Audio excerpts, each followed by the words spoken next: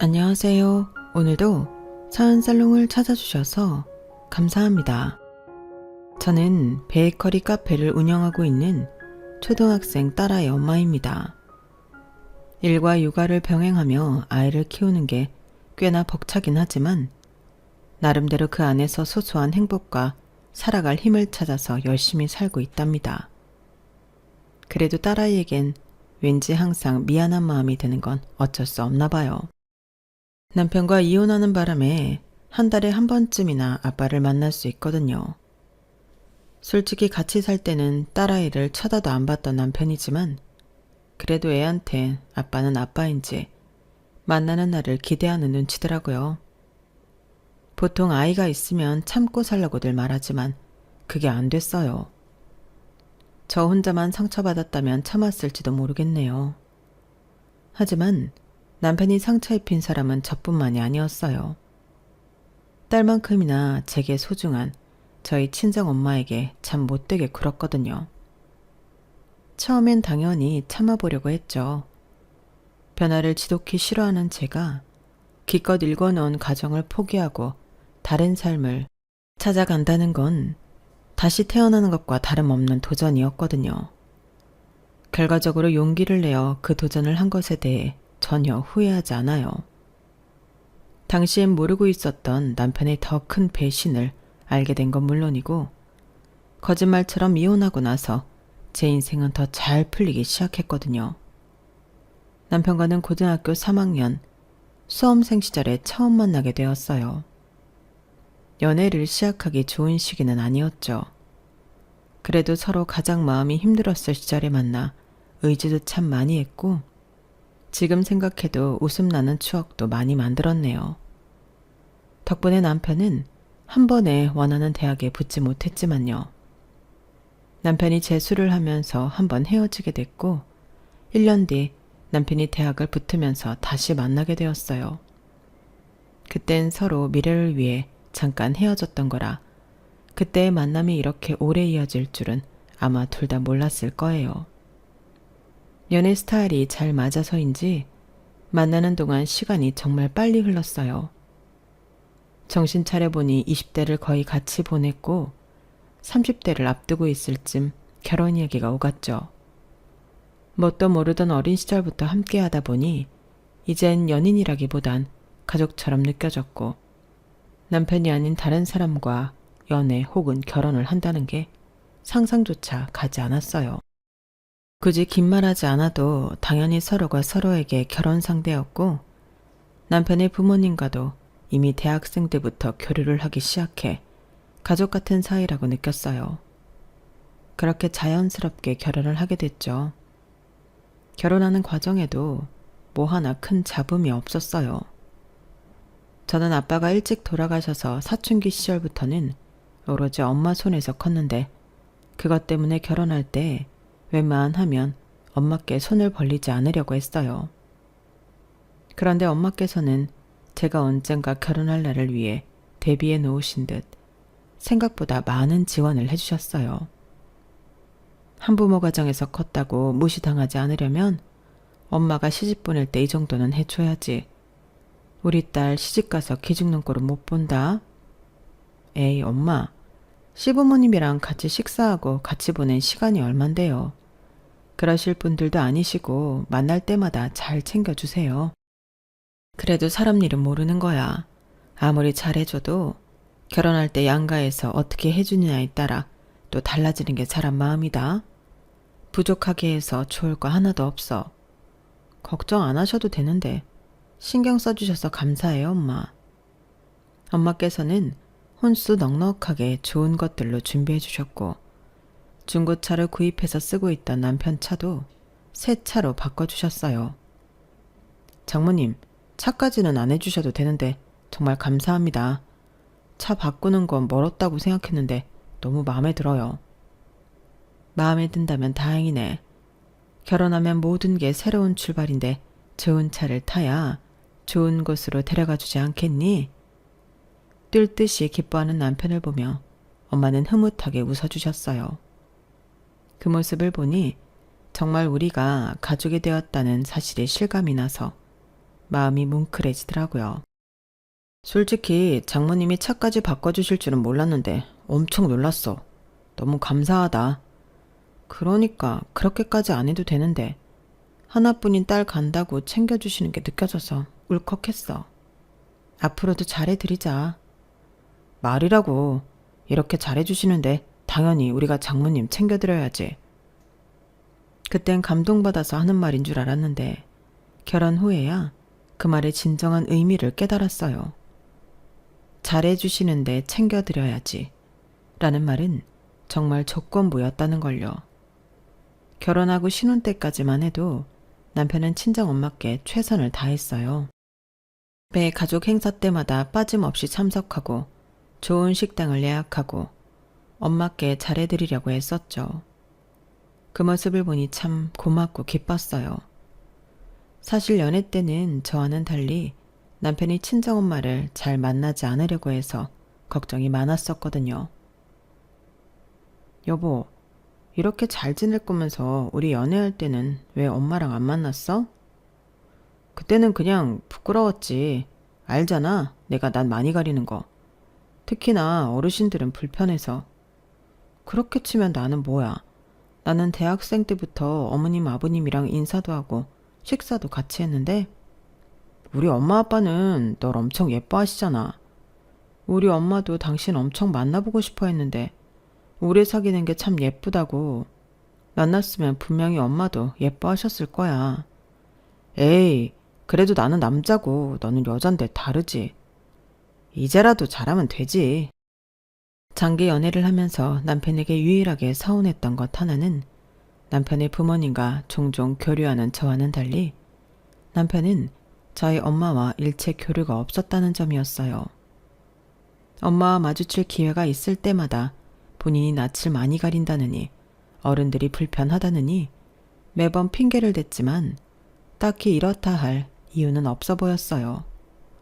저도 불편하고 낯을 가렸어도 남편의 부모님이라는 생각에 용기를 냈고 잘 보이고 싶어서 노력했던 시간들이 있었으니까요. 하지만 이런 부분은 싸우고 설득한다고 되는 부분은 아니더라고요. 아직 연애 중인데 강요할 수 있는 부분도 아니라고 생각했고요. 그래도 남편이 내심 제가 연애 때 그런 점을 서운해하고 있다는 걸 알고 있긴 해서 결혼하고 나서 엄마께 알아서 싹싹하게 잘하는 게 저를 위한 건 줄로만 알았어요. 결혼하고 가족이 되니 더 노력하고 잘하려고 하는 줄 알았죠. 그게 아니라는 걸 알게 된 계기는 아이를 갖고 나서였어요. 딸을 갖고 괜찮은 산후조리원은 미리 예약을 해둬야 된다는 말을 듣고 남편이 조리원을 알아보던 시기였어요. 친정엄마 생신이라 식사를 하던 도중에 자연스럽게 조리원 이야기가 나왔죠. 산후조리원은 예약했니? 요즘은 조리원이 필수라던데. 네, 걱정 마세요. 제가 알아보고 있습니다, 장모님.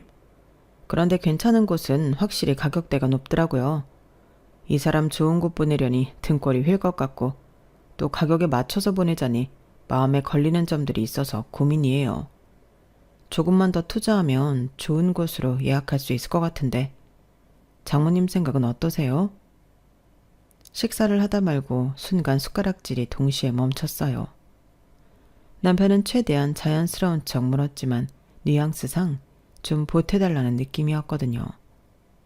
엄마 입장에선 결혼할 때 이것저것 많이 도와주셨는데 너무 철판 깔고 저러니 당황스러운 눈치셨어요. 아무리 제가 조리원에 갈 당사자였지만 저도 그렇게 느꼈고요. 여보, 뭘 그런 걸 물어. 그런 건 우리가 알아서 결정해야지. 그래도 장모님 의견도 중요하지. 딸이 갈 조리원인데 민감하게 생각할 수도 있잖아. 우리 둘이 결정해봐야 그냥 가성비 있는 결정밖에 더 하겠어?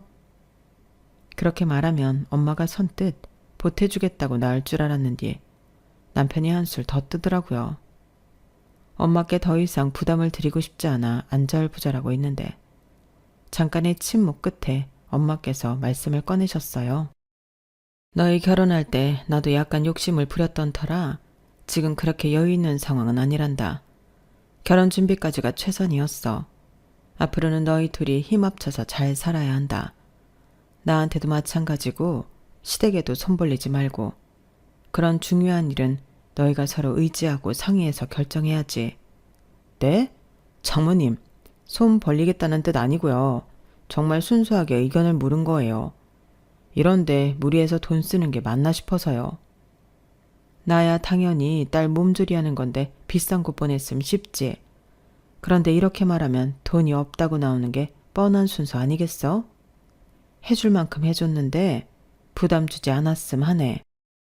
내심 걱정했던 것과 달리 엄마께선 꽤 냉정하게 나오셨어요. 저로선 안심이었죠. 혹시나 또 도와주시겠다고 할까봐 두려웠거든요.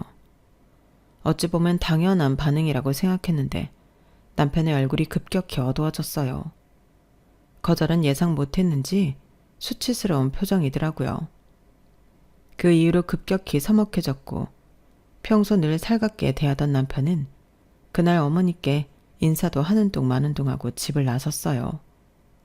그땐 저도 기분이 좋지만은 않았지만 이런 감정이 그렇게 길게 갈 거라곤 생각조차 못했어요.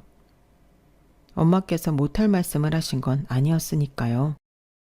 그런데 남편은 그날 이후로 단단히 자존심이 상했는지 친정 엄마에 대한 태도가 완전히 뒤바뀌더군요. 어머님 그렇게 안 봤는데 사람을 되게 이상하게 만드시네. 내가 언제 손 벌리려고 했나? 그냥 의견만 물은 건데 그렇게 빈대 취급을 하나? 빈대 취급까진 아니었는데 엄마 입장에선 충분히 보태달라는 뜻으로 들릴 수 있지. 그 순간엔 나도 그렇게 느꼈는데 도대체 왜 그렇게 꼬인 건데? 참나. 이런 식으로 나오면 나도 불편해서 뭐 하나 편하게 이야기하겠어? 아무리 남편을 타이르고 설득해도 남편은 그날 일이 꽤나 수치스러웠는지 그 일을 두고두고 이야기했어요. 남편이 친정엄마께 불만이 생겼을 쯤 시댁에 무슨 이야기를 전한 건지 몰라도 시부모님이 저를 대하시는 태도까지 변하기 시작했어요. 연애 때는 저를 남편과 동등한 관계로 대해주셨어요. 정말 딸처럼 대해주셨다고 해야 할까요? 워낙 어릴 때부터 봤으니 더 그러셨어요. 가끔 반찬 같은 것도 만들어 보내주시고 마주칠 일이 있으면 밥도 사주시면서 잘 챙겨주셨죠. 그런데 정확히 그 시점부터 서서히 차가워지신 게 느껴졌죠. 그러더니 여느 다른 시댁과 다를 바 없어지더라고요. 요즘은 며느리도 손님이더라 하면서 설거지나 청소 같은 건 일절 안 시키셨는데 언젠가부터 슬슬 요구하기 시작하시더라고요. 이제 우리 관계도 예전이랑은 달라졌는데 옛날이랑 똑같이 굴면 안 된다. 이 집안에 며느리로 들어왔으면 며느리답게 행동해야지. 딸 같은 며느리 그런 거 우리도 꿈꿨었는데 말도 안 된다는 건 너도 알지? 시집 온 이상 너도 며느리로서 의무랑 할 일을 다 해줬으면 좋겠구나. 당시에는 갑자기 태도를 달리하시는 이유를 알 수가 없어 답답했어요. 게다가 시부모님이 말씀하시는 며느리의 의무와 할 일이라곤 그냥 온갖 집안일과 허드렛 일을 돕는 것뿐이었어요.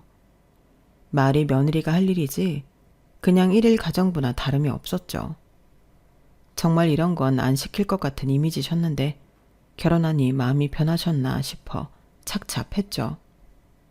그래도 이 정도는 결혼한 다른 친구들 시부모님만 봐도 일반적인 요구였고 그동안 잘 챙겨주신 세월과 나름대로 붙은 정이 있으니 오히려 그동안 너무 잘해주셨던 게 특이했던 거지 생각하고 참고 넘겼어요. 요구하시는 게 그렇게 못해드릴 일도 아니었고요. 하지만 남편의 히스테리가 심해지니 점점 한계가 오기 시작했죠. 여보, 이번 주 목요일에 엄마 생신인 거 알지? 퇴근하고 친정에 좀 다녀오자. 목요일? 회식인데? 그래? 그럼 주말에 간다고 할까? 주말에도 약속이 있는데 오래된 거래처 분들이랑 한잔 하기로 했어. 이번 주 엄마 생신인 거 몰랐어? 알고 있었잖아. 하루는 시간 빼줘야지. 꼭 당일이나 그 주에 만나뵐 필요가 있나? 당신 선에서 알아서 적당히 용돈이나 보내드려. 어차피 좀 있으면 명절 연휴인데 생신까지 꼬박꼬박 찾아가서 뵐 이유는 없잖아. 그게 무슨 소리야. 시부모님 생신은 꼬박꼬박 찾아뵀었잖아. 그거야 결혼 초라서 그런 거지. 이제 우리 아기도 있고 사는 것도 더 바빠졌는데 매번 찾아뵙는 건 힘들다고 봐야지. 장모님한텐 알아서 잘 말씀드려. 아니 갑자기 이렇게 말도 없이 뚝 안 찾아뵙는 게 어딨어. 나는 가족이라곤 우리 엄마밖에 없는데 당신 부모님은 두 분 다 챙기면서 우리 엄마만 이렇게 모른 척 하겠다고? 진짜 피곤하게 왜 이래. 그렇게 우리 부모님 두 분 다 챙기는 게 억울해? 그동안 우리 부모님이 당신 챙겨준 것도 생각해야지. 그거 뭐 옛날 일이라 이거야? 다 까먹었어? 우리 엄마 생신 때 한번 찾아뵙자는데 그 얘기까지 왜 나와? 내가 뭐 무리한 요구했어? 원래 하던 거 하자는 거잖아. 그리고 우리 엄마가 당신 왜 못 챙겼는데? 당신이 엄마 만나기 싫다고 그렇게 거부하는데 어떻게 챙기냐고. 그래서 엄마가 결혼할 때 당신 차도 바꿔줬잖아. 시댁이야말로 나한테 그런 거 해준 거 하나라도 있어? 없잖아. 그래, 결국 당신도 우리 집에 바라고 있었던 거네. 백날 잘해줘도 그런 거로 비교나 하고 다 소용없네. 그럼 그냥 이제부터 생신 각자 챙기자. 우리 집 양쪽 부모 다 있어서 두 번이나 챙겨야 되는 거 그동안 억울해서 어떻게 참았어? 각자 챙기면 당신이 더 편하니까 됐지? 뭐라고? 어떻게 그래? 아니, 친정엄마 생신 챙겨드리는 게 그렇게 어려워? 나도 내 생활이 있는데 가족 행사 일일이 못 챙겨. 이럴 땐 그냥 당일날 전화드리고 용돈 보내드리는 정도로 끝내는 게 낫지. 당신 친정에 가까운 것도 아니고 어떻게 일일이 쫓아다니냐고. 남편이 하는 말이 하나도 이해가 안 됐어요. 기껏 잘해왔으니 그냥 핑계로만 들렸죠. 갑자기 말 같지도 않은 소리 하면서 친정엄마 생신을 안 챙기려고 하니 저도 화가 나더군요.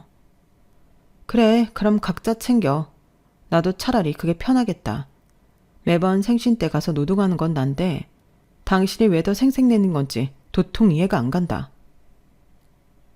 그렇게 그의 엄마 생신은 저 혼자 챙기게 됐어요. 남편이 하도 회식이니 중요한 약속이니 핑계를 대서 아이도 못 맡기고 그 먼 길을 아기를 데리고 운전해서 내려가니 진이 다 빠지더라고요. 아니, 너 혼자 온 거야? 조서방은? 거래처랑 중요한 약속이 있어서 올해는 못 올 것 같대요.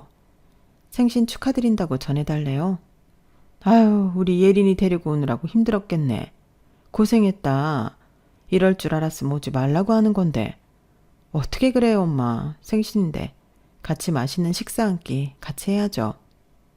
그래도 미안해서 어떡하니. 애도 있는데 내가 괜히 부담 준 것 같네. 무슨 그런 말씀을 하세요. 별일 없으면 당연히 와야죠. 말씀은 그렇게 하시면서도 막상 저와 예린이가 오니 내심 좋아하시는 눈치셨어요. 결혼하기 전까지 엄마랑 살다가 제가 결혼을 하고 혼자 지내고 계시니 늘 어딘가 조금 외로워 보이셨거든요. 그런 모습이 신경 쓰여서라도 이런 날은 절대 혼자 보내시게 할 수 없었어요.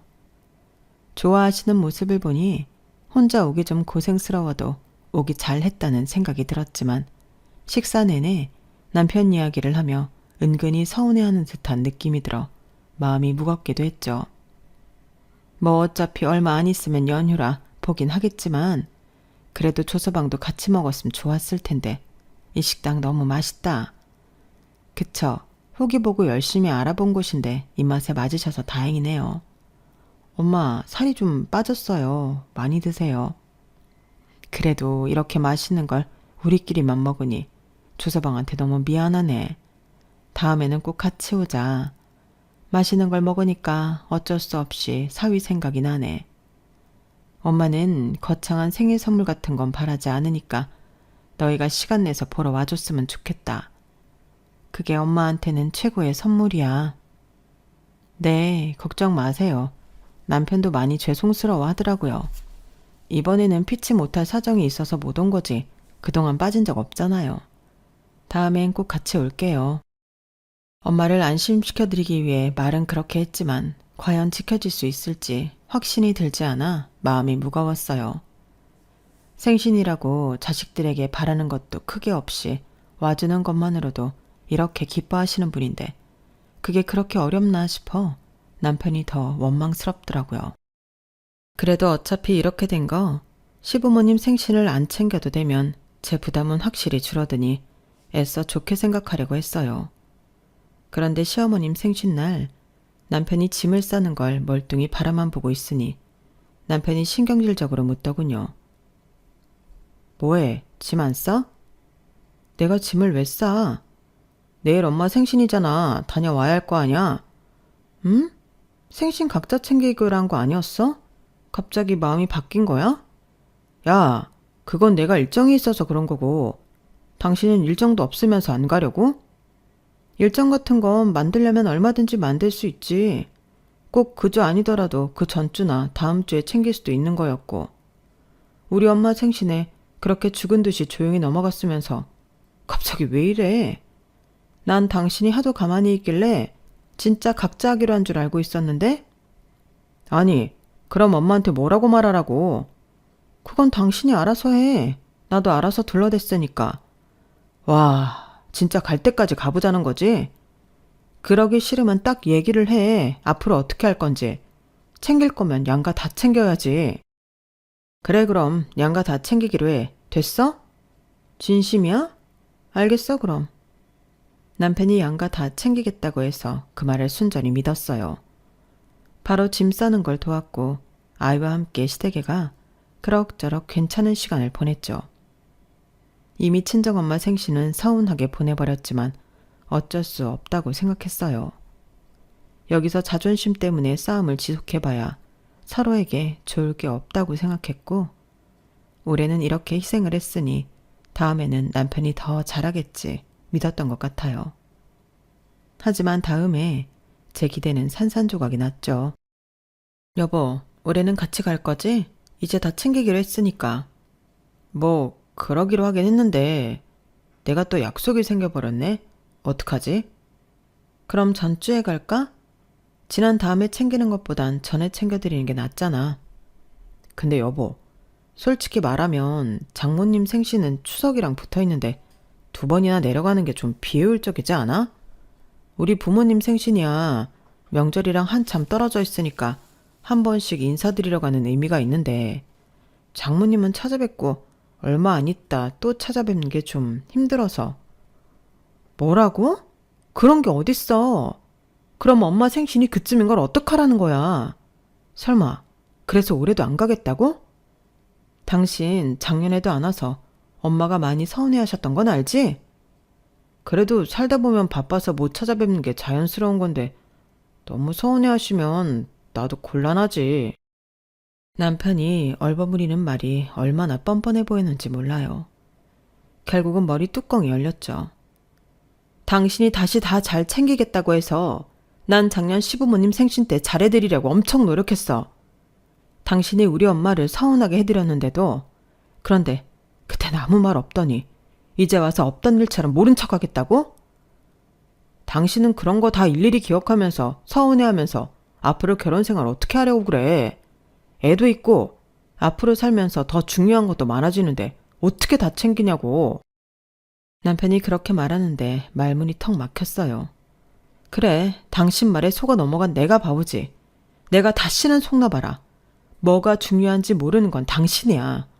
어디 한번 마음대로 해봐. 그애도 그렇게 딸만 데리고 가서 엄마와 시간을 보냈어요.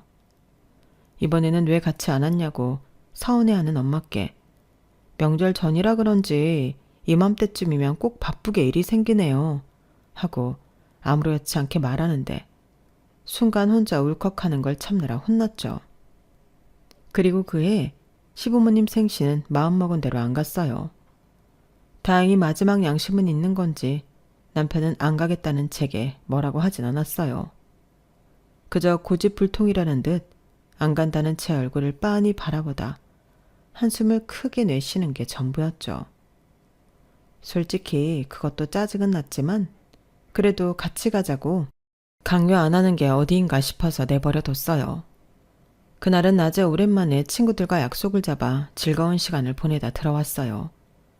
그런데 핸드폰을 확인해보니 남편과 시댁에서 온 부재중 전화가 어마어마하게 찍혀 있더라고요.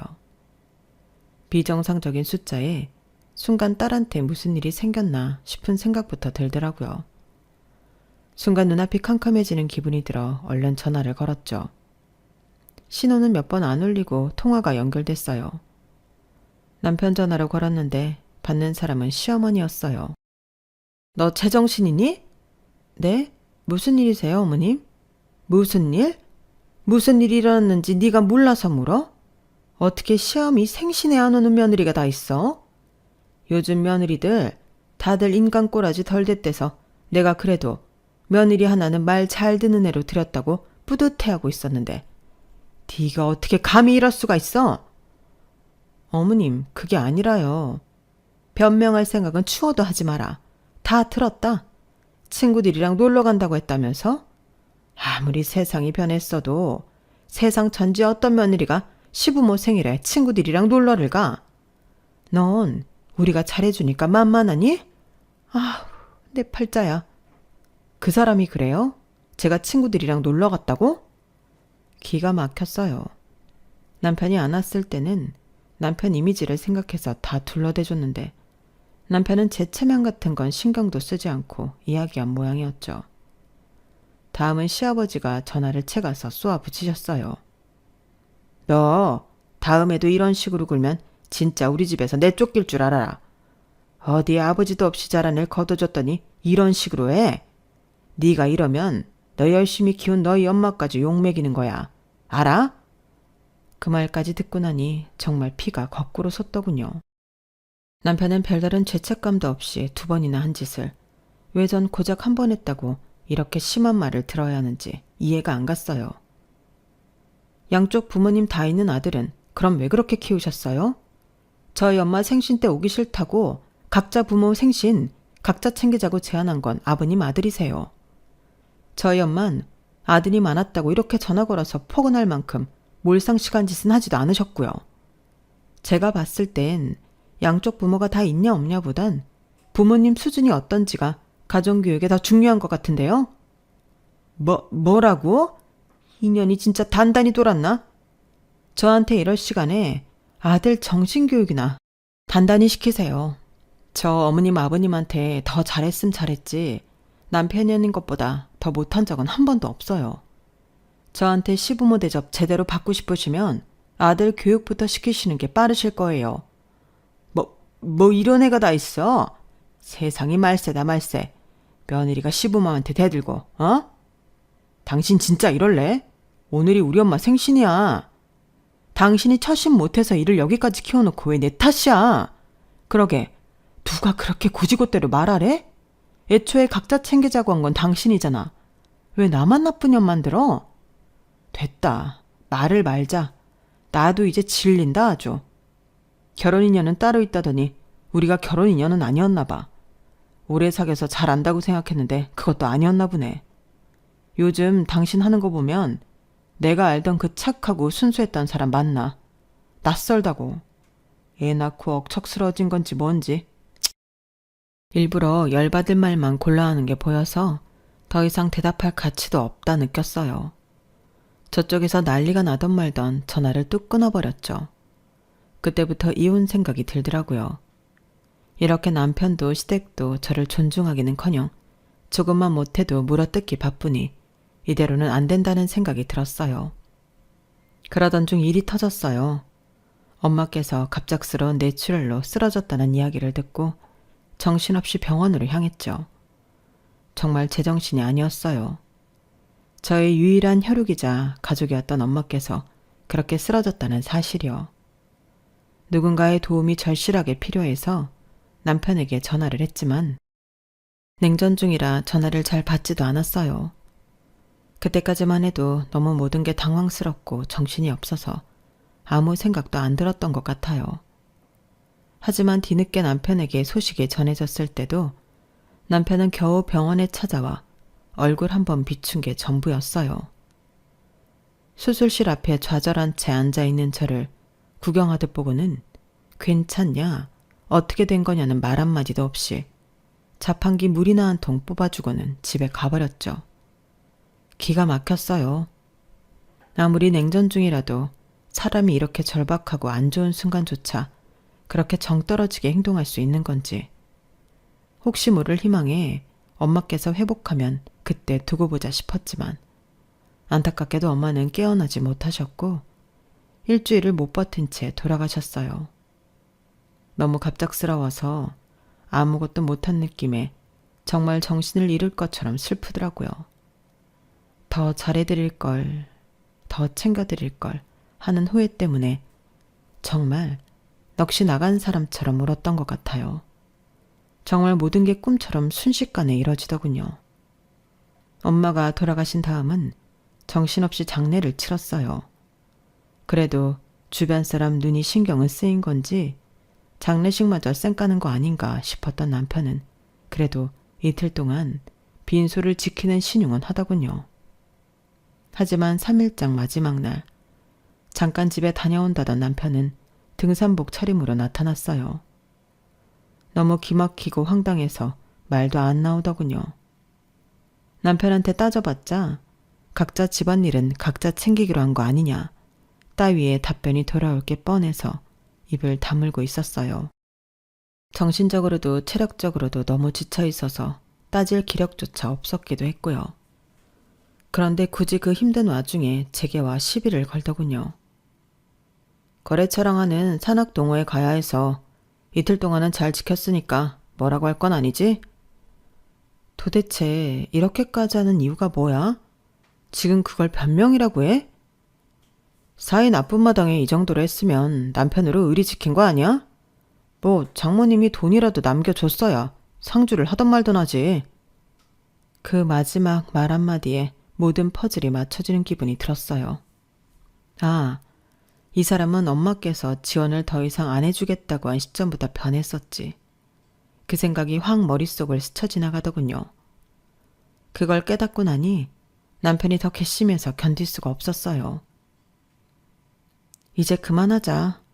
나 더 이상은 이렇게 못 살겠어. 그래, 나도 바라던 바야. 이 정도면 우리도 오래 견뎠지.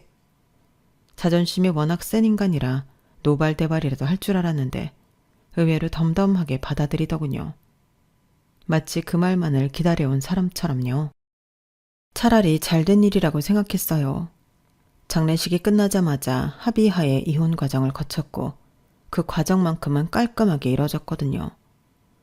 불행인지 다행인지 남편이 아이 양육권에 대한 욕심도 없어서 딸은 제가 데리고 오게 됐어요. 젊은 시절 그 사람과 보내왔던 모든 시간이 버려졌지만 그래도 잃은 것 많이 없다는 생각이 들었어요. 그동안 이 사람과 헤어지는 방법을 몰라서 못 헤어졌던 건 아닐까 그런 생각까지 들더군요.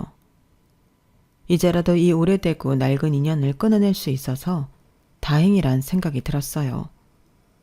이혼을 하고 아이를 혼자 키우려니 이제는 정신 정말 바짝 차려야겠다는 생각이 들더군요. 처음엔 막막했지만 엄마께서 돌아가시고 제 앞으로 물려주신 재산이 생각보다 꽤 많아서 깜짝 놀랐으면서도 한편으로는 마음 한켠이 따뜻하고 든든했어요. 엄마께서 마치 저의 이런 상황을 알고 계셨던 듯 제게 마지막으로 남겨준 응원처럼 느껴지더라고요. 저는 그 돈으로 제 이름으로 된 사업을 준비했어요. 그동안 베이킹을 전공으로 일했고 바리스타 자격증도 따놓은 채로 카페에서 매니저로 일해본 경력도 있고 꽤 되어서 늘 꿈만 꿔왔던 베이커리 카페를 열어보기로 했죠. 카페 준비를 하면서 처음으로 재테크 공부도 시작했어요. 유치원생 아이를 키우면서 공부도 하고 사업 준비도 하려니 정말 정신없이 바쁘더군요. 무엇보다도 공을 들였던 건 재테크 쪽이었어요. 엄마께서 부동산으로 자산을 늘리기 시작하면서 저를 키우는데 여유가 생기셨거든요. 그때 엄마께서 하셨던 말씀들을 적용하며 투자하다 보니 생각보다 빨리 정보가 모였어요. 몇 년 지나다 재개발 지역에 아파트를 한 채 사둔 게 땅값이 치솟아 많은 돈을 벌었고 그걸 팔아서 작은 상가 건물 하나를 올릴 수 있었어요. 상가를 바라보면서 엄마 생각이 정말 많이 나더라고요. 어쩌다 보니 엄마처럼 딸 하나를 혼자 키우게 되었지만 강하게 저를 잘 키워내셨던 엄마처럼 저도 제 딸을 잘 키울 수 있겠다는 믿음과 희망이 생겼죠. 그 상가 건물 1층에는 제가 오래도록 메뉴 개발과 인테리어를 구성해왔던 베이커리 카페를 열었어요. 카페를 열고 6개월쯤 시행착오를 겪다 보니 어느 순간 안정되는 순간이 오더라고요. 동네에서 카페는 입소문을 타 매출이 조금씩 오르기 시작했고 SNS로 광고가 되기 시작하면서 찾아오는 젊은 손님들도 늘었어요. 카페 일을 하다 보니 전혀 예상치 못한 재미있는 순간도 있었죠. 우연히 남편 회사에 다니는 동료들이 카페에 왔는데 남편 소식을 듣게 된 거예요. 아니, 이정권 팀장님 얘기 들었어? 들었지. 미쳤나 봐. 어떻게 거래처 사장 마누라를 건드리냐? 그 소문이 그 사장 와이프가 엄청 젊다나 봐. 30대라나? 자기들끼리 하는 산악회 모임에 팀장님을 초대해서 자주 만나는데 거기서 둘이 딱 눈이 맞은 모양이더라고. 미쳤다. 회사 망하게 할 일이 있어? 잘릴 것 같다던데? 당연히 잘려야지. 제정신이냐고. 아무리 이혼하고 여자의 굶주려도 이건 아니지. 근데 산악회는 이혼 안 했을 때부터 다녔다던데? 불륜이었던 거 아니야? 어쩐지 이혼하고 나서 아무렇지도 않아 보이더라고? 그러니까 그때 장모님 장례식에 간 직원이 있었는데 마지막 날에 끝나고 산악회 가야 한다고 등산복 입고 있더래. 진짜 사람 그렇게 안 봤는데 보통 미친 인간이 아니네. 내 말이 부인이랑 연애 오래 했다던데 얼마나 어이없었을까? 그렇게 산악회에 목숨을 걸더니 결국은 거기서 거래처 사장 와이프를 건드려서 회사에서 내쫓길 위기에 처해 있는 모양이더라고요. 사내 평판은 당연히 최악. 직원들은 그 사람을 인간 이하로 보는 것 같았어요. 참 잘됐다 싶으면서도 오랫동안 제가 봐왔던 그 사람이 그 정도로 수준이 낮은 인격이었나 회의감도 들더군요. 그날 당일은 마음이 심란했지만 금방 떨쳐버렸어요. 이제 저랑은 남보다 못한 사이가 된 사람이었으니까요. 과거에 좋았던 추억은 과거로만 남겨두기로 했죠. 아무래도 아이가 있다 보니 둘 사이의 인연이 완전히 끊어지진 않았어요. 그렇다 보니 저도 사람인지라 가끔 재결합에 대한 잡념도 들었지만 남편의 근황을 들으니 역시 그때 망설임 없이 이혼하길 잘했다는 생각만 들더군요. 더 질질 끌었다간 지금 이 수치스러운 일을 같이 겪고 있어야 했을 테니까요. 남편하고는 남편이 아이를 보고 싶다고 하면 아이를 데려다 줄 때만 잠깐 마주치는 정도였어요. 근황을 들은 이후 만나는 남편 얼굴이 꽤 기대가 되더군요. 그런데 남편은 제 앞이라 연기를 하는 건지 아주 태연한 얼굴이었어요. 미연아, 잘 지내지? 맨날 그렇게 쌩 가버리지 말고 얘기 좀 하자. 난 당신이랑 할 얘기 없어. 카페 일하면서 산다며. 우리 예린이 생각해서 이제 다시 재결합하는 건 어때? 당신 언제까지 그렇게 고생하면서 살 거야? 카페 일 몇 푼이나 번다고 그 돈으로 예린이 키우겠어? 내가 버는 돈으로 예린이 키우기 충분한데? 그건 내가 매달 양육비 내니까 그런 거겠지. 당신이 재결합 생각 없으면 난 이제 당신 남이라 생각하고 양육비도 끊을 예정이야. 그래? 그럼 법대로 하지 뭐. 그리고 당신이 착각하는 게 있는 모양인데 난 당신 코딱지만한 양육비 별로 도움도 되지 않아. 내가 일하는 카페도 그 상가도 다 내 거야. 이제 정신 좀 차려. 뭐라고? 그게 말이 돼? 당신이 무슨 돈이 있어서? 엄마가 남겨준 돈으로 투자해서 올린 상가야. 당신 같은 인간이 아무리 나를 까내리고 무시해봤자 내가 올린 상가는 무시 못하겠지. 여보. 남편은 멀찍이 보이는 제 상가를 한번 쳐다보더니 뒷목을 지그시 잡고는 갑자기 태도가 돌변했어요. 당신을 내가 왜 무시해? 우리 예린이 엄만데. 내가 자존심 때문에 말실수했다. 돈이 중요한 게 아니라 나 이제 당신이 그리워서 그래. 우리 다시 한번 잘해보면 안 될까? 우리 함께한 세월이 있는데. 젊은 시절 다 함께 보낸 소중한 가족이잖아. 남편이 제 손을 애원하듯 잡아오는데 순간 등골에 소름이 쫙 끼쳤어요. 더러운 손 치워. 그렇게 내가 소중하다면서 젊은 여자랑 바람을 피워? 웃기지 마. 당신이랑 인연 끊기면서 내 인생이 이제야 풀리기 시작했어. 알고 있었어? 이제와 회사에서 쫓겨나고 평판 나빠지고 갈 데 없으니까 나한테 또 들러붙어 등골 빼먹으려고? 한 번만 더 이따위로 굴면 예린이도 앞으로 못 볼 줄 알아. 하나뿐인 자식이라도 보고 살고 싶으면 주제 파악 잘해. 전 그 말을 남기고 놀이방에서 놀고 있던 예린이 손을 잡고 나왔어요.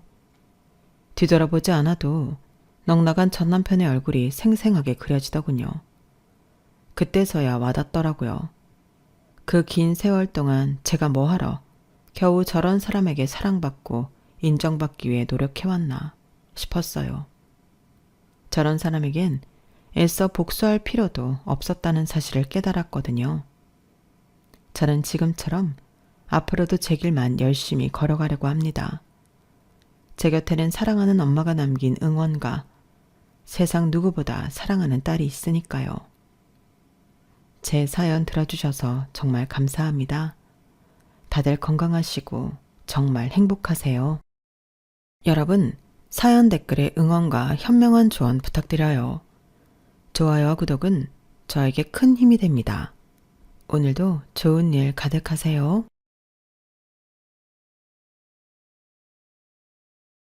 안녕하세요. 오늘도 사연 살롱을 찾아주셔서 감사합니다. 저는 결혼 2년차 새댁이에요. 결혼을 한 건 2년 전이지만 남편과 결혼을 전제로 사귀기 시작한 건 그보다 훨씬 전인 6년 전으로 거슬러 올라가야 해요. 막 사귀기 시작한 시점부터 거의 며느리나 다름없이 시댁 행사에도 참여해왔고 호칭도 며느리라고 불리며 지냈기 때문에 결혼 2년차가 아니라 결혼 6년차 같은 느낌이랍니다. 이렇게만 보면 아무 문제 없이 시댁의 환영을 받으며 결혼까지 이른 것 같지만 실상은 그렇지 않았어요.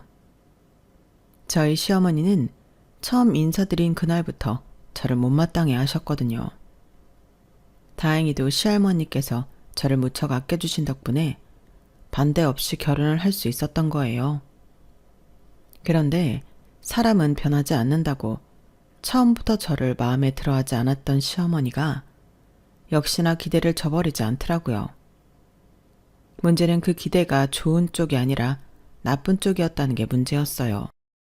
하필이면 누구보다 저를 아끼시는 시할머니 생신 때 그런 일이 벌어졌다는 게 안타깝기는 하지만 그래도 어쩌겠어요. 이미 벌어진 일인걸. 그래도 결자해지라고 일을 저지른 사람이 해결해야 하는 거잖아요. 그래서 최선을 다해 판을 깔아드렸습니다. 그럼 지금부터 저희 시댁에서 벌어진 막장 스토리를 전해드릴게요. 저는 어릴 때 외할머니 손에 자랐어요. 부모님이 맞벌이를 하셨는데 저를 돌봐줄 사람이 없었거든요. 그런데 저를 키워주신 외할머니는 실은 제 진짜 외할머니가 아니었어요.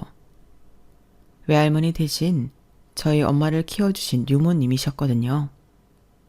진짜 외할머니는 엄마가 7살 때 엄마를 버리고 집을 나가셨어요. 고부간의 갈등이 있었다거나 외할아버지와 사이가 안 좋아서 그랬던 건 아니고 엄마 말로는 춤바람이 나서 그랬다고 하더군요. 남편과 딸을 버린 채 춤선생이랑 사랑에 도피를 하신 거죠. 외할아버지는 딸이 받을 충격을 생각해서 엄마가 많이 아파서 병원에 병을 고치러 시골에 내려갔다고 하셨지만 엄마는 이미 진실을 알고 있었대요. 외할아버지가 회사에 출근한 사이 춘선생을 집에 불러 춤판을 벌인 걸 수없이 봐왔으니까요. 불과 며칠 전까지도 신나게 춤을 추던 엄마가 앞서 요양하러 갔다니 어린 아이가 들어도 말이 안 되는 소리였죠. 그래도 한편으론 아버지 말을 믿고 싶었어. 안 그러면 나도 아버지도 너무 불쌍하니까. 하지만 세상에 비밀은 없다고 얼마 지나지 않아 엄마는 불편한 진실을 듣고 말았어요. 엄마의 고모가 어린 저희 엄마한테 솔직하게 다 이야기해 주셨거든요. 그 여우 같은 게 끝내는 내 동생 인생 망친 거 봐. 집불도 없는 거 네 아빠가 하도 좋다고 그래서 받아줬더니 끝내 은혜를 원수로 갚아? 정민이네 외가가 어떤 집구석인 줄 아니? 네 외할아버지는 도박에 빠져서 선상까지 팔아먹은 도박쟁이고 네 외할머니는 술집 작부였다. 그런 부모 밑에서 자랐으니 네 엄마가 온전한 인간이었겠니? 그러니 남편이고 딸 자식이고 다 버리고 춤에 미쳐 남자랑 집을 나갔지. 피는 못 속인다고 너는 또 어떨지 모르지. 이거야 원. 내 동생만 불쌍하지. 아휴, 불쌍한 내 동생. 아무리 화가 나도 그렇지. 어린 조카한테 그런 소리를 하다니. 엄마의 친할머니도 그렇고 고모도 그렇고 하나같이 저희 엄마를 집 나간 며느리 보듯 했기 때문에 외할아버지는 엄마를 그분들께 맡길 수가 없었어요. 그래서 집에 유모를 들였고 그렇게 엄마를 키우게 되신 분이 세월이 흘러 저까지 키워주셨던 거예요. 유모 할머니는 엄마의 어린 시절 얘기도 해주시고 재미난 옛날 이야기도 많이 해주셨어요. 그리고 옥수수빵을 종종 만들어주셨는데 아직도 가끔씩 그 빵이 그리워지곤 해요. 유모 할머니한테는 원래 아들이 하나 있었는데 어릴 때 병에 걸려서 세상을 떠났다고 했어요. 4대 독자를 제대로 지키지 못했다고 시댁에서 구박을 당했는데 그보다 더 큰 문제는 끊임없이 아들을 다시 낳으라는 시댁의 강요였어요. 하지만 자식이 생기지 않자 시댁에선 유모 할머니를 내쫓아버렸어요. 자식이 죽은 뒤로 이미 사이가 멀어졌던 유모 할머니의 남편은 그걸 보고도 모른 척 했다더군요. 자식을 잃고 남편한테까지 버림받은 유모 할머니는 죽은 자식을 그리워하며 살다가 유모를 구한다는 동네 아주머니 말에 저희 외가에 들어가 저희 엄마를 키우게 되신 거예요. 저희 엄마도 유모 할머니는 각자의 슬픔을 안고 살았기 때문에 서로 의지할 수 있었던가 봐요. 비록 혈육지간은 아니었지만 피를 나눈 부모 자식보다 더 애틋한 사이가 될 수 있었어요. 그리고 그 관계는 저한테까지 이어지게 된 거였죠. 부모님만큼이나 유모 할머니는 제게 소중한 사람이었어요. 그런 유모 할머니께서는 제가 대학교 졸업을 앞두고 있던 그때 세상을 떠나셨어요. 취업해서 첫 월급을 타면 유모 할머니 선물부터 사드리고 싶었는데 영영 그럴 수 없게 된 거예요. 늘 유모 할머니께 받기만 했지 뭐 하나 제대로 해드린 게 없었는데 말이죠. 유모 할머니의 빈자리는 생각보다 깊어서 몇 년이 지나도록 마음속 공허함이 가시지 않았어요. 떡집을 지나다 옥수수 빵을 보는 날이면 유모 할머니 생각이 더욱 간절했어요. 그러던 차에 지금의 남편을 만나게 되었어요. 직장 선배 소개로 만났거든요. 그런데 그날 이후 정식으로 첫 번째 데이트를 하기로 한 날 남편이 연락도 없이 약속 장소에 나타나지 않은 거예요. 처음 소개받던 날 마음에 들어서 내심 첫 데이트를 기대했었기 때문에 실망이 이만저만이 아니었어요. 화도 나고 자존심이 엄청 상하더라고요. 나를 얼마나 대수롭지 않게 생각했으면 이런 행동을 하나 생각했거든요. 그런데 다음날 아침 일찍 남편이 전화를 했더라고요. 솔직히 아직 화가 풀리지 않은 터라 전화를 받기 싫었어요. 그런데 왠지 이 전화를 받지 않으면 후회하게 될 것 같은 생각이 드는 거예요. 상대방이 나한테 무례하게 굴었다고 해서 나도 똑같이 행동한다면 똑같은 인간이 될 뿐이잖아요. 그래서 끝낼 때 끝내더라도 치사하게 피하지는 말아야겠다는 생각을 했어요. 그래서 전화를 받았는데 미안해요. 어제는 경황이 너무 없어서 미처 연락을 못했어요. 할아버지께서 갑자기 세상을 떠나시는 바람에 장례 준비로 정신이 없었거든요. 연락이 늦어서 정말 죄송합니다. 갑자기 할아버지가 돌아가셨다고? 솔직히 그 말을 곧이곧대로 믿기는 힘들었어요. 그래서 남편의 말에 오히려 더 화가 나더라고요. 아무리 그래도 그렇지 변명을 할 게 없어서 자기 할아버지가 돌아가셨다는 거짓말을 하더니 정말 한심했어요. 그래서 저도 말이 좋게 안 나가더라고요. 빈정대는 투로 일부러 조문이라도 가겠다고 했어요. 어떤 반응을 하는지 궁금했거든요. 그런데 그래 줄래요? 조문까지 기대 안 했는데 고마워요. 그럼 문자로 장례식장 주소 찍어드릴게요. 저는 그저 남편이 거짓말을 한다고 생각해서 당황하게 만들려고 그냥 했던 소리였는데 통화를 마치자마자 정말 장례식장 주소를 보낸 거예요. 제 입으로 먼저 가겠다고 했으니 이제 와서 못 가겠다고 할 수도 없는 노릇이고 결국 소개팅 한번 한 사람 조부 장례식장까지 가게 됐어요. 그 바람에 얼떨결에 시할머니와 시부모님 그리고 수많은 남편의 일가 친척들과 인사를 하게 되었어요. 만나는 사람들마다 남편과 저를 꽤 진지한 사이로 받아들이는 것 같았어요. 그럴만도 하죠. 세상에 어떤 여자가 소개팅 한번 남자 조부상까지 챙기러 장례식장에 가겠어요. 남편의 사촌 동생들은 저를 형수님이라고 불렀고 집안 어른들은 저를 강훈이 색시라고 불렀어요. 아무리 아직 그런 사이가 아니라고 말을 해도 좀처럼 들을 생각을 않더라고요. 별 사이 아니긴. 시할아버지 장례식까지 왔으면 말 다 했지 뭐. 그래, 결혼은 언제 할 생각이야?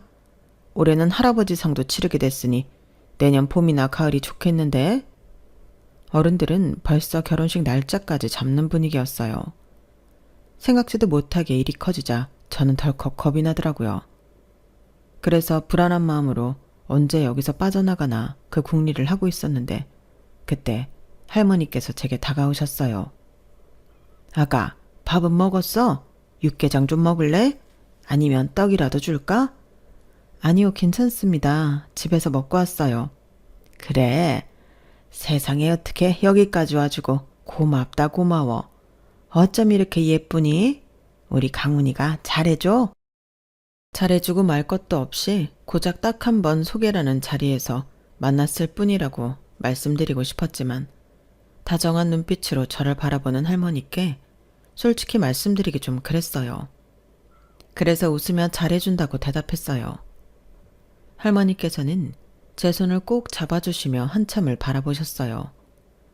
그런데 할머니 손의 감촉이며 냄새, 그리고 저를 바라보시는 눈빛이 마치 몇 년 전에 세상을 떠나신 유모 할머니처럼 느껴지지 뭐예요.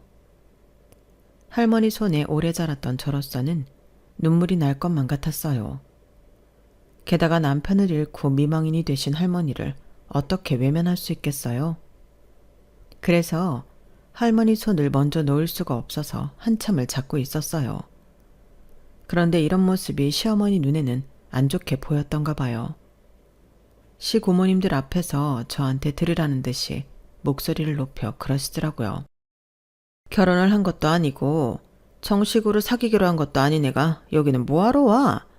애가 오지랖이 넓은 건지 철딱서니가 없는 건지 원. 요즘 애들은 무슨 생각으로 사는지 모르겠다니까? 나 같으면 창피해서라도 절대 못 오지? 그 말에 제가 움찔했더니 할머니께서 역시나 시어머니가 들으라는 듯 그러셨어요. 지영이는 부모님께 교육을 잘 받은 모양이구나. 그래, 친구네 잔칫날은 몰라도 장례식은 참여해야지. 기쁠 때는 옆에서 축하해주는 것도 좋지만 슬플 때 위로해주는 사람이 진짜 친구거든. 어려운 자리인데도 마다하지 않고 와주다니 기특하구나. 대놓고 저를 챙기시는 할머니 덕분에 이후로 집안 사람들은 누구도 저를 함부로 대하지 못했어요. 왜냐하면 할아버지가 남긴 유산을 정리하다가 엄청난 사실을 알게 됐거든요. 그동안 할아버지 재산이라고 생각했던 그 많은 땅이며 건물이 사실은 할머니 명의였다는 사실이었죠. 결국 시부모님을 비롯해 큰아버님과 시고모님들은 헛물명컨 셈이었어요. 그동안 할아버지 재산을 물려받을 생각에 효자 효녀 노릇을 해왔거든요. 하지만 이건 어디까지나 돈줄을 쥐고 있는 할아버지의 한한 효도였고 할머니는 예외였어요. 할아버지 앞에서는 집안의 안주인으로 극진히 모시는 척 연기를 했지만 할아버지 눈 밖에서는 안방 늙은이 취급이었거든요. 두 며느리는 시어머니한테 들리는 걸 알면서도 저 늙은이 언제 죽냐는 소리를 밥 먹듯 했어요. 그런데 그렇게 무시했던 시어머니가 엄청난 재산의 진짜 주인이라니 죽을 맛이었을 거예요. 뒤늦게 납작 엎드리는 모양새를 보였지만 그게 다 연기였어요. 어떻게든 할머니의 환심을 사서 재산을 야금야금 뜯어갈 궁리뿐이었거든요. 주변에서 연세가 많으신 시할머니께 보약이나 홍삼 등을 선물하면 어김없이 뺏어갔어요. 이런 핑계를 대면서요. 어머님, 연세 많으신 분들은 이런 거 함부로 드시면 안 돼요. 괜히 돌아가실 때 힘만 더 들어요. 그러니까 괜히 보약이니 뭐니 그런 거 드시지 말고 밥이나 잘 드세요. 밥이 보약이라는 말도 있잖아요. 말만 들어보면 시어머니께서 시할머니 식사를 잘 챙기는 것처럼 보이지만 실상은 그렇지 않았어요. 여든이 넘으신 시할머니는 시할아버지께서 돌아가신 이후로 줄곧 혼자 살고 계셨거든요. 시할머니 식사를 챙겨주시는 분은 10수년 전부터 일주일에 3번 오셔서 집안일을 봐주시는 도우미 아주머니셨어요. 아주머니께서 국이랑 반찬을 해두시면 시할머니께서 데워드리는 식이었죠. 시어머니는 시할아버지께서 살아계실 때만 해도 제철 과일이며 한우, 해산물 같은 걸 수시로 사들고 본가를 드나드셨지만 장례식이 끝난 이후로는 발길을 뚝 끊고 시할머니께서 전화를 하시거나 집에 좀 와달라고 할 때만 마지못해 가는 편이었어요. 그러면서 밥이 보약이니 하는 소리를 한다는 게 기가 막힐 뿐이었죠. 그뿐 아니라 시할머니께서 몸이 안 좋다거나 어디가 아프다고 하시면 병원에 모셔갈 생각은 않고 이런 소리를 하셨어요. 어머님도 참 나이 들면 다 아픈 거예요. 저도 안 아픈 구석이 없다니까요. 그냥 밥이나 잘 챙겨 드세요. 당장 감기에 걸려서 기침도 많이 하고 열도 많이 난다는데 밥이나 잘 챙겨 먹으라니 이게 할 소린가요? 한창 젊은 20, 30대 청년도 아니고 여든이 넘으신 노령의 시어머니한테 말이에요. 도우미 아주머니가 있으실 때는 그래도 아주머니 도움을 받아 병원에도 가시고 근처 약국에서 약도 사다 드셨지만 사람 몸이 꼭 날짜를 맞춰가며 아픈 게 아니잖아요.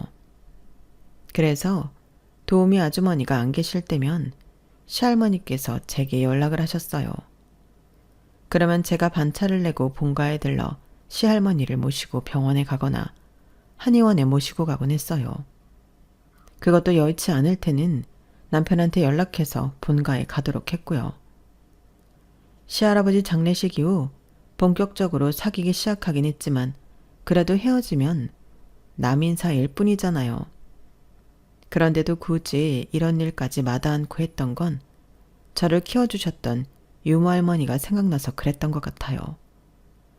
유모 할머니께 해드리지 못했던 걸 시할머니께 대신해드리면서 마음의 위안을 삼았던 거죠. 그렇게 저는 남편과 사귀는 4년 동안 시할머니의 손녀딸처럼 살았어요. 그러니 호칭도 손주며느리로 불리는 게 당연했고요. 시할머니께는 비밀로 하고 있었지만 사실 시할머니께서는 식구들 몰래 제게 용돈도 주시고 값비싼 선물도 많이 해주셨어요. 죽을 때 지고 갈 것도 아닌데 내 손주 며느리한테 이 정도도 못 해주겠니? 너도 알다시피 이 할미가 가진 거라곤 돈밖에 더 있니? 그러니까 나 살아있을 때 벽짝에 숨겨둔 곶감 빼먹듯 알차게 빼먹어라. 할머니도 참, 그러다가 제가 할머니 재산 홀라당 빼먹으면 어쩌라고 그러세요? 아이고, 할 수 있으면 그렇게 해. 나도 아무한테나 곶감 내주는 사람 아니니까. 아직 식도 올리기 전인데도 매번 이 할미 챙긴다고 일하다 말고 찾아오고 한창 데이트도 하고 둘이 놀러 다니고 싶을 텐데도 늙은 할미 데리고 꽃구경도 다니고 만난 것도 먹으러 다녀주는데 어떻게 내가 널 안 챙길 수가 있겠어. 사람은 자고로 자기가 하는 만큼 예쁨도 받고 하는 거다. 내가 며느리복은 없어도 손주 며느리복은 있는가 보다. 며느리한테 서운했던 걸 손주 며느리한테 보상받는 것처럼 시할머니께서는 제가 해드리는 작은 것 하나에도 무척 기뻐하셨어요. 그러시면서 늘 제가 해드리는 거에 몇 곱절이나 되는 걸로 되돌려주시곤 하셨죠. 제게 뭐든 아낌없이 베풀어주시는 모습이 영락없는 유모할머니 모습이었어요. 그래서였을까요? 4년간의 연애 끝에 결혼을 앞두게 되었을 때 남편과 그런 얘기를 했어요. 우리가 할머니를 모시고 살면 어떻겠냐고요. 정말? 아니, 그보다 왜 그런 생각을 했는지 말해줄 수 있어? 혹시 너도 우리 엄마처럼 할머니 재산이 탐나서 그러는 건 아니지? 뭐? 사람을 뭘로 보고 그런 소리래. 그런 게 아니라 할머니 혼자 사시는 게 걱정도 되고 할머니 댁에서 살면 자기나 나나 회사도 가깝고 좋잖아. 게다가 일주일에 3번씩 도우미 아주머니께서 오셔서 집안일도 해주시니까 솔직히 편할 것도 같고 말이야. 할머니께선 적적하지 않으셔서 좋고 우리는 돈도 아끼고 출퇴근도 편하니까 얼마나 좋아? 그리고 할머니도 나 예뻐하시잖아. 그게 솔직한 제 심정이었어요. 우리가 가진 돈으로 집을 구한다고 해도 경기권 아파트나 서울 변두리에 있는 빌라 정도가 고작인데 할머니 댁에서 살면 교통도 편하고 집세도 안 나가니 얼마나 좋아요. 거기다 집안일 해주시는 도우미 아주머니도 계시니 결혼 후에도 직장 생활을 해야 하는 저로서는 마다할 수 없는 조건이었어요. 제 얘기를 듣던 남편도 제 말에 혹했는지 저만 좋다면 자기도 할머니 댁에서 사는 게 나쁘지 않을 것 같다고 그러더군요.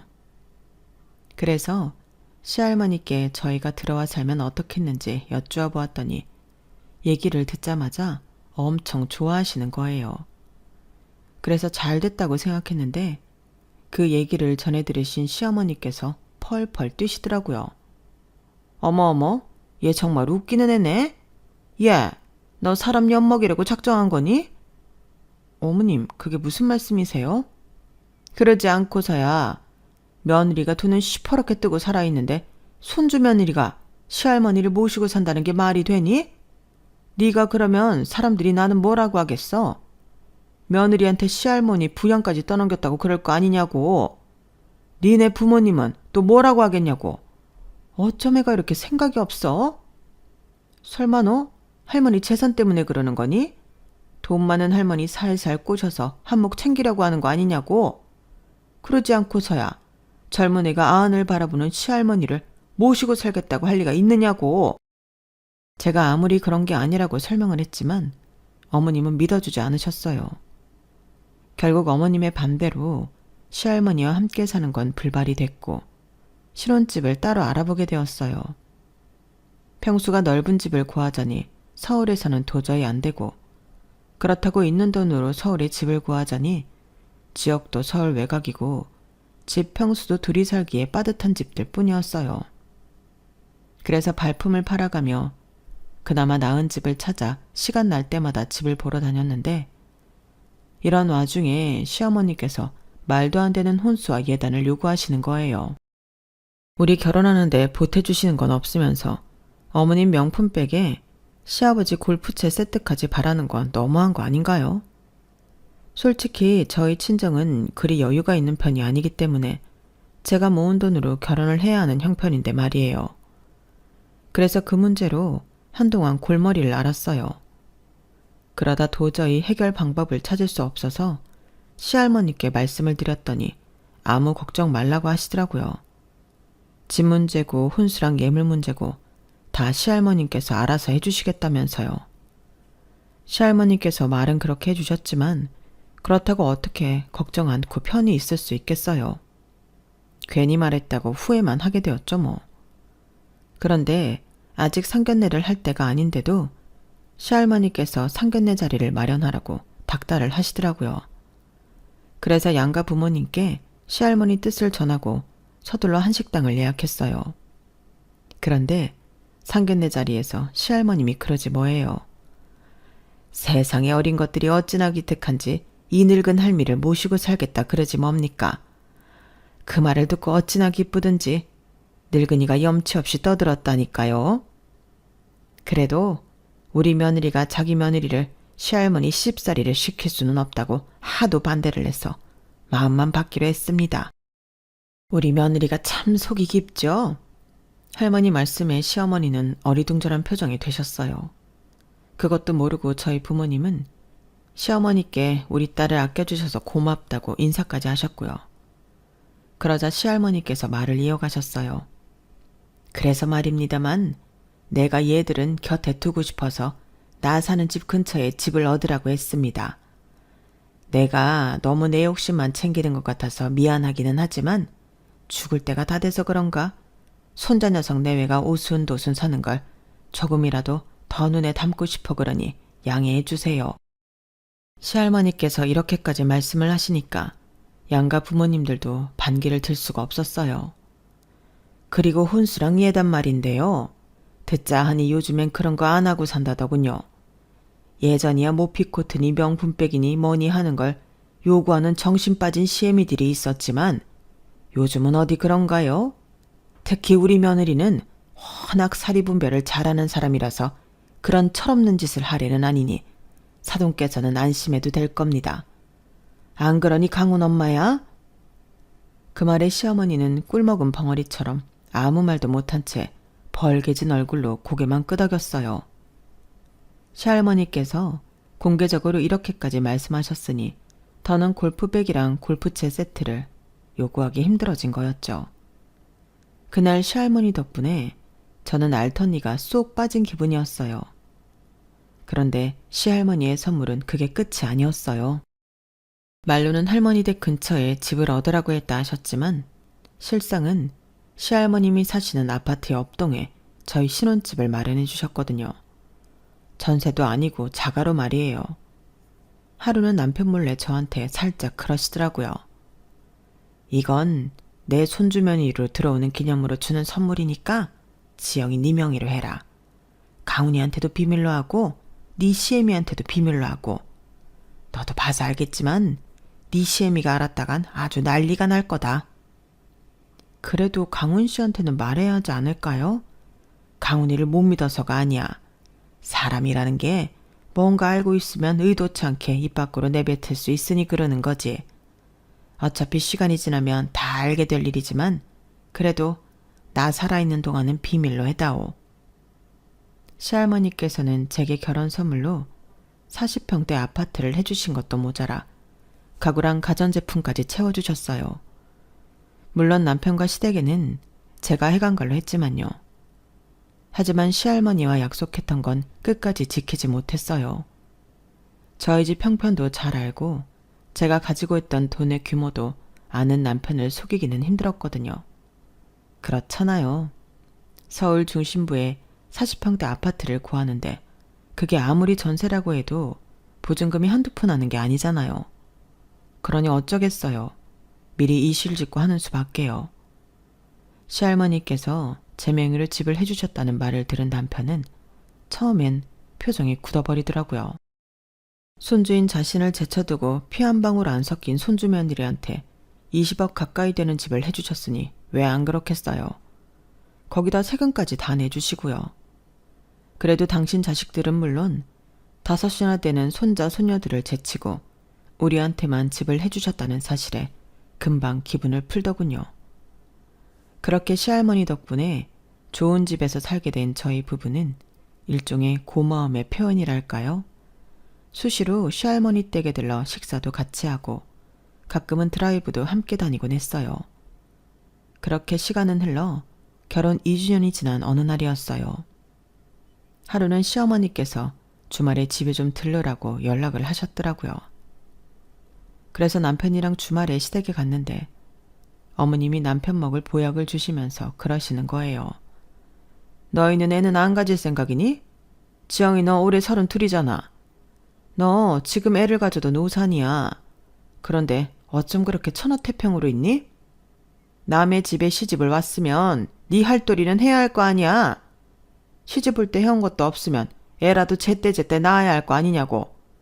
지 할도리는 하나도 안 하면서 시할머니 등에 업고 까불게 안 하고 말이야. 너 요즘에도 할머니 댁에 뻔질나게 드나든다면서? 왜? 너한테 콩고물이라도 떨어질까 봐 그래? 그런 거라면 착각 그만해라. 네 할머니가 그렇게 호락호락한 사람이 아니야.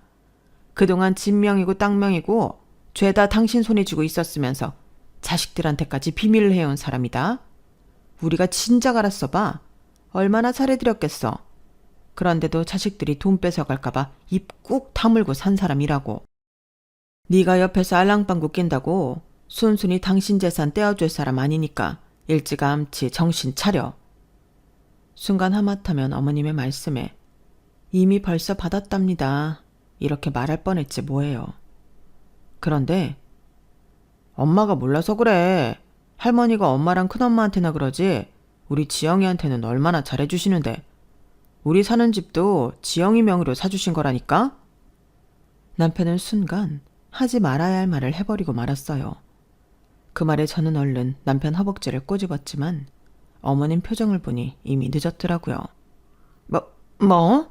그 아파트를 할머니가 사주셨다고? 그것도 지영이 명의로? 남편은 그제야 자기가 실수를 했다는 걸 알고는 손으로 지 입을 막았어요.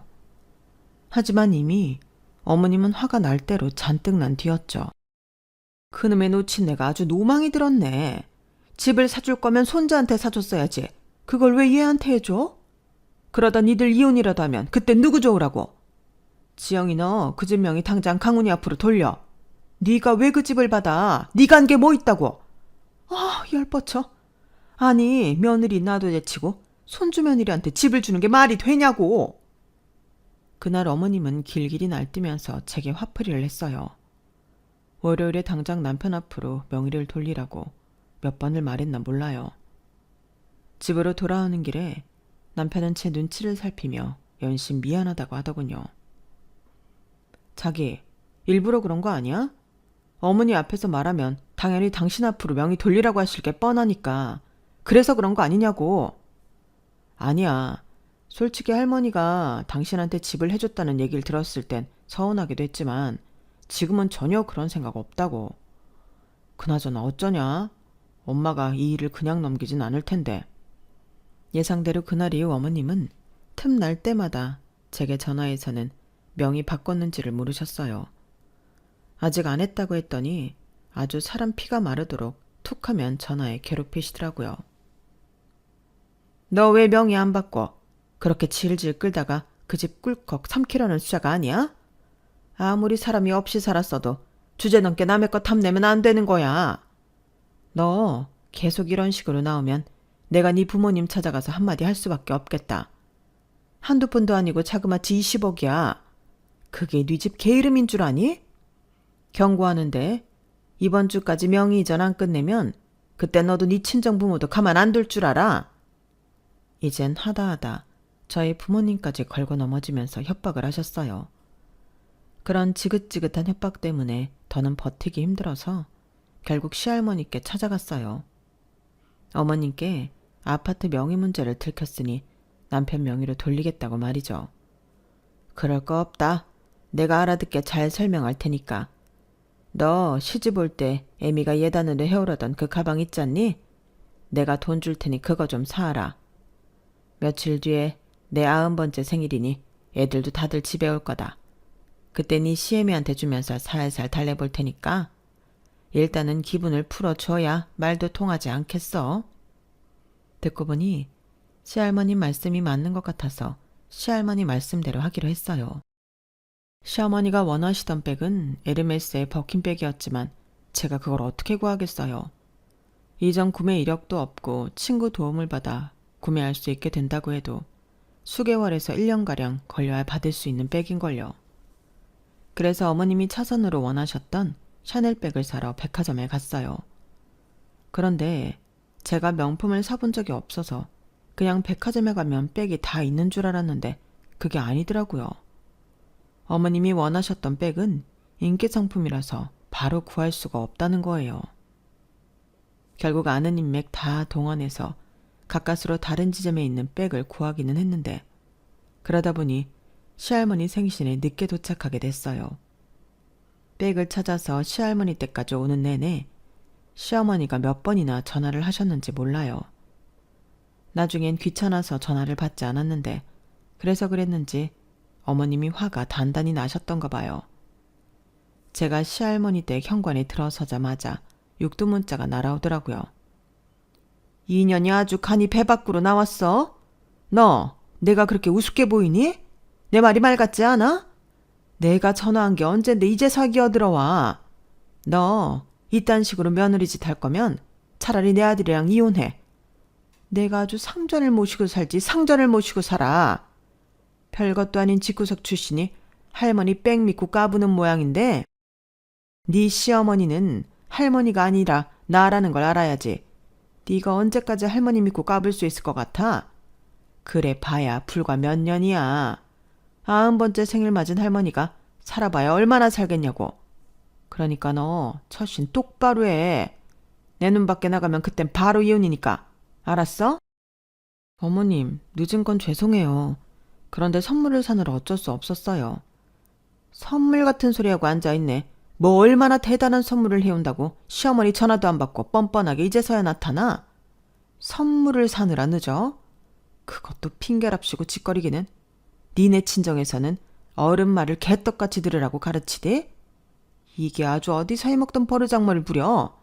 너 일부러 내 전화 안 받았지? 사람 열 뻗치는 거 보려고 일부러 그런 거지? 똑바로 말 안 해? 그딴 싸구려 선물 필요 없으니까 당장 무릎 꿇고 빌어. 꼭지가 돈 시어머니는 시할머니를 비롯해 사촌 동생들까지 다 있는 앞에서 제게 욕설을 퍼부으며 욕설과 함께 온갖 비난을 퍼부으셨어요. 다른 것도 아니고 시할머니 심부름으로 당신 선물을 사오느라 늦은 건데 이게 그렇게 잘못한 건가요? 이런 인신공격까지 받아야 할 일이냐고요. 어떻게 사람 말을 들어보지도 않고 이렇게 사람들 앞에서 개망신을 주는 건지. 저도 더는 참을 수가 없었어요. 그래서 성질대로 질러버렸죠. 아, 선물 필요 없으시구나. 그러세요 그럼. 저도 이거 구하느라 백화점에 가보니까 견물생심이라고 좀 탐이 나더라고요. 직원한테 얘기를 들어보니 이 모델이 꽤나 구하기 힘들다더라고요. 잘 됐네요. 이참에 제가 가져가야겠어요. 할머니, 어머님이 선물 필요 없다는데 그럼 이 백 제가 가져도 되는 거죠? 저요, 어머님한테 이런 소리까지 들어가면서 어렵게 구한 샤넬백 넘겨드리기 싫어졌어요. 너무 억울해서요. 그러니까 제가 가질게요. 그러자 시할머니를 제외한 온 가족들이 이게 무슨 소린가 하는 표정으로 저와 시할머니를 번갈아 봤어요. 그러자 시할머니께서 단호하게 그러시더군요. 그래야 내가 애미한테 선물로 해주려던 백인데 본인이 싫다고 하니 어쩌겠니. 어렵게 그걸 구해온 우리 손주 며느리한테 줘야지. 그리고 애미 넌 내 생일잔치에 와서는 나 빨리 죽으라고 고고라는 거냐? 뭐? 기껏해야 몇 년밖에 못 살아? 그래, 어디 네 말대로 내가 몇 년 살고 가는지 너보다 더 길게 살고 가는지 어디 한번 두고 보자. 그리고 이 자리에서 내가 똑똑히 말하는데 나는 내 전 재산 한 푼도 니들한테 남겨주지 않을 거다. 이 늙은이가 밥을 먹는지 굶는지 감기라도 걸려서 골골거리는지 신경도 안 쓰는 니들 같은 것들한테 내 피 같은 돈을 주고 싶은 마음이 없어. 내 배에서 나온 자식놈들이 이 모양인데 며느리라고 나르겠니? 그래도 손주 며느리 하나는 잘 들어와서 늙은 할미를 챙기니 내가 어떻게 안 이뻐할 수 있겠냐. 그러니 애미 너 다시는 내 손주 며느리한테 집 명의 바꿔라 마라 헛소리 짓거리지 마. 그 집은 내가 주고 싶어서 내 손주 며느리한테 준 거니까 신경 끊으란 말이다. 알겠냐? 아휴, 나 피곤하니까 다들 돌아가. 어차피 내가 언제 죽나 그게 제일 궁금한 녀석들인데 거짓 섞인 생일 축하 받아 뭐 하겠냐? 그러니 강훈이랑 지영이 빼고 다들 돌아가. 결국 그날 시어머니를 비롯한 온 가족들은 씁쓸한 표정으로 돌아갔어요. 특히 시어머니는 제 손에 들린 샤넬백 쇼핑백을 뒤늦게 발견하고는 땅을 치고 후회하는 표정이더라고요. 그나저나 시할머니께서는 그날 공표하신 대로 전 재산을 사회에 환원하실 생각이신가 봐요. 어디에 보내면 좋을지 찾아보고 계시거든요. 그러시면서 저한테 슬쩍 이러시네요. 지영아, 내가 벽장에 숨겨둔 곶감이라고 했던 말 안 잊었지? 나 죽기 전까지 네 능력껏 빼먹어라. 네가 빼먹고 남은 건 다 사회에 기부할 거니까. 알았지? 그래서 저는 요즘 곶감 빼먹는 재미에 시할머니 댁 문지방을 제 집 드나들듯 하고 있답니다. 얼마나 먹을 수 있을지는 잘 모르겠지만 그래서 더더욱 시할머님이 오래오래 사시길 바란답니다. 저는 시할머니 곁에서 이렇게 사는 게 좋습니다.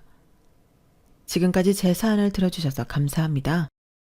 여러분도 우리 시할머니처럼 오래오래 건강하시고요. 복도 많이 받으세요. 여러분, 사연 댓글에 응원과 현명한 조언 부탁드려요. 좋아요와 구독은 저에게 큰 힘이 됩니다. 오늘도 좋은 일 가득하세요.